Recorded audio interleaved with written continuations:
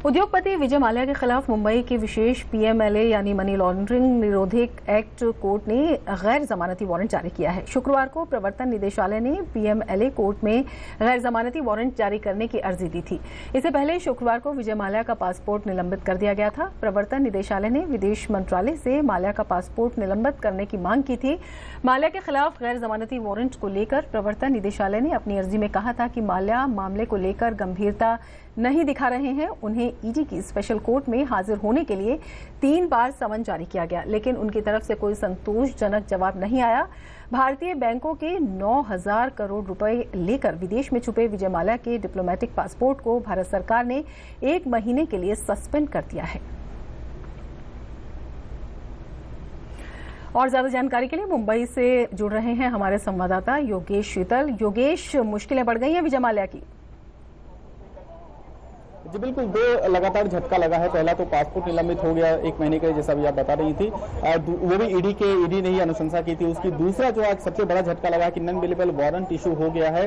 Further course of action क्या होगा, तो अब आगे इसमें यह होगा कि अगर वो अब अपीयर नहीं होते हैं, क्योंकि अभी तक जो 3 समन्स प्रवर्तन निदेशालय की तरफ से गए थे, पहला समन्स 10 तारीख को गया था, फिर उसके बाद 2 तारीख को आया, अंतिम उनको 9 तारीख तक जो है ईडी के सामने प्रस्तुत होने के लिए कहा गया था। और इस पूरे मामले को लेकर चूंकि वो कोऑपरेटिव नहीं थे, जैसा कि ईडी कहती आई है, तो फिर मामला कोर्ट में आया था। ईडी कोर्ट मूव की थी कि हमें नॉन अवेलेबल वारंट उनके खिलाफ चाहिए ताकि वो यहाँ पे आ सके, ईडी उनसे पूछताछ कर सके। और जो पूरा मामला है बेसिकली मनी लॉन्ड्रिंग का, जिसमें एलिगेशन ये है कि जो 950 करोड़ रुपए जो उसने उन्होंने आईडीबीआई से लिए थे लोन के रूप में, उसका एक बड़ा हिस्सा करीब 430 करोड़ का आंकड़ा ईडी बता रही है। करीब इतना करोड़ रुपया जो है वो विदेश में निवेश किया गया, और विदेश में निवेश किया गया या खर्च किया गया, ऐसा कह सकते हैं। प्रॉपर्टी को लेकर बेसिकली उसको यूटिलाइज किया गया, जिसके लिए कि लोन नहीं लिया गया था, लोन का पर्पस कुछ और था।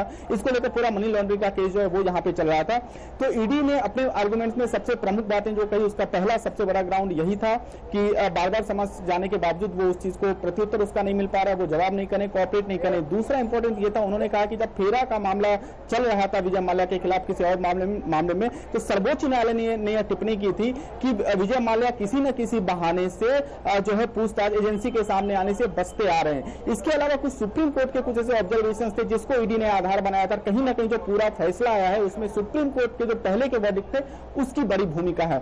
आज क्या हुआ कोर्ट में, तो आज जो डिफेंस के लॉयर थे अमित देसाई, उन्होंने कोर्ट में यह कहा कि जो कंपनी है वो सपोर्ट कर रही है, और जो रघुनाथन है बेसिकली जो सीएफओ है कंपनी के, उनको ईडी ने जब बुलाया है वो वहां पे आए हैं, दस्तावेज दिए गए, जो दस्तावेज मिसिंग है उसके लिए बैंक को लिखा गया है। तो पूरी कोशिश की गई बचाव पक्ष की तरफ से कि मामले को किसी भी तरीके से इस मुकाम तक पहुंचने से रोका जाए, क्योंकि अगर नॉन अवेलेबल वारंट इशू हो जाता है तो बहुत बड़ा झटका होगा। ललित मोदी के बाद ये दूसरे बड़े बिजनेसमैन होंगे देश के जिनको इतना बड़ा झटका मिलेगा।